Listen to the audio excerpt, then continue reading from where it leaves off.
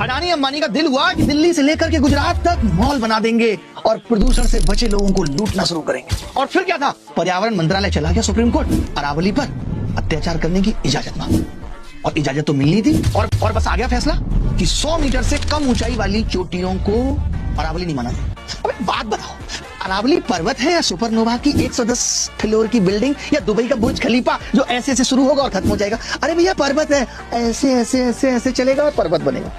10 metre 5 metre से शुरुआत होगी, पर्वत है वहां से। आपने कह दिया ये नहीं हुआ। और कमाल की बात आप नहीं देख रहे हैं, लोग ये कह रहे हैं कि भैया 90% हिस्सा तो 100 मीटर से नीचे का है, यानी 90% खत्म। फिर एक और क्या है कि अगर 500 मीटर की दूरी पर है तो उसे भी अरावली का हिस्सा नहीं माना जाएगा, यानी अरावली खत्म। मेरी एक बात समझ नहीं आ रही, छोटे बड़े बहुत बड़े सब इन्फ्लुएंसर, सब जीएस के टीचर, खान साहब, सब यही बता रहे हैं कि अरावली से इतना नुकसान हो जाएगा, ये हवाएं यहाँ आएंगी, हिमालय पे चिपक जाएंगी, हिमालय ढह जाएगा, तमाम तरीके का लॉजिक दे रहे हैं। तो मेरी ये समझ में नहीं आ रही कि ये लॉजिक उस कमेटी ने क्यों नहीं बताए जब ये फैसला आने वाला था। उसने भी तो बताए होंगे, या जज साहब ने बस ऐसे ही फैसला बना दिया? कुछ तो बताया होगा। तो सबको बताया और सुप्रीम कोर्ट को नहीं पता। ये सुप्रीम कोर्ट के दिल पे बात लग क्यों नहीं रही? क्यों ना एक प्रेस कॉन्फ्रेंस करके बता दिया जाए कि माजरा क्या है। मैं भी एक इंटरव्यू देखा था, पर्यावरण मंत्री हैं भूपेंद्र जी, वो इस चीज को ठहरा रहे थे सही। उनका कहना यह था कि देखिए भाई, अरावली पर्वत पे क्या है, 60% पे तो एग्रीकल्चर ऑलरेडी है, तो मिटाने का सवाल ही नहीं उठता।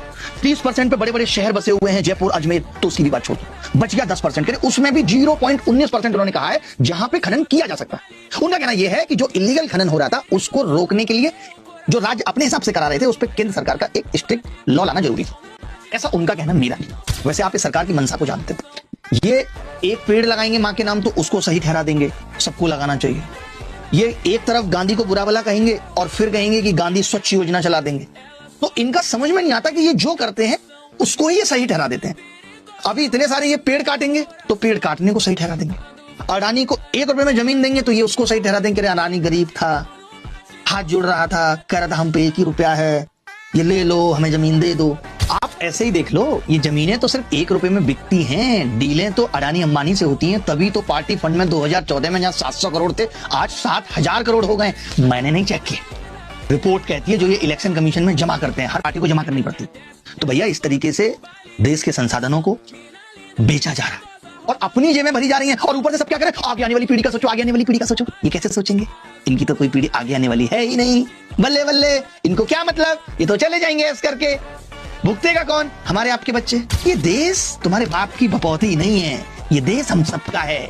अगर 5000 ट्रैक्टर राजस्थान से चल दिए हैं अरावली का फैसला बदलवाने के लिए, तो जैसे कुत्ते वाला फैसला बदला था ये भी बदला जाना चाहिए। सेव अरावली, सेव पेड़, सेव युवा भारत का जो बेरोजगारी की मार से करा रहा है।